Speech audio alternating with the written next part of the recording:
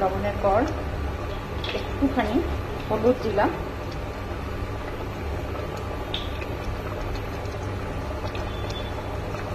আর মৌরি ভাজার গুঁড়োটা দিয়ে দিলাম। এখন ফোড়নে লাগছে শুকনো লঙ্কা, 5 ফোড়ন, তেজপাতা আর হিং।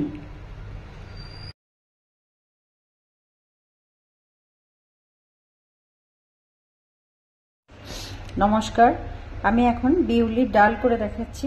এটা আমার করতে লাগছে বিউলির ডাল। মূলো দিলে ভালো হয়, কিন্তু আমার কাছে মূলো নেই এখন, সেই জন্য আমি কচু আর বেগুন দিচ্ছি। এর মধ্যে মৌরি ভাজার গুঁড়ো আছে আর আদা বাটা আছে। জল নিয়েছি, জলের মধ্যে আমি ডালটা দিয়ে দিলাম, সঙ্গে কচু, বেগুন, কাঁচা লঙ্কা,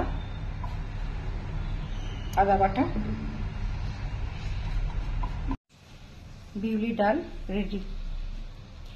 এটা বানিয়ে বাড়িতে দেখবেন, তারপর আমাকে কমেন্টে জানাবেন, শেয়ার করবেন, সাবস্ক্রাইব করবেন। Thank you.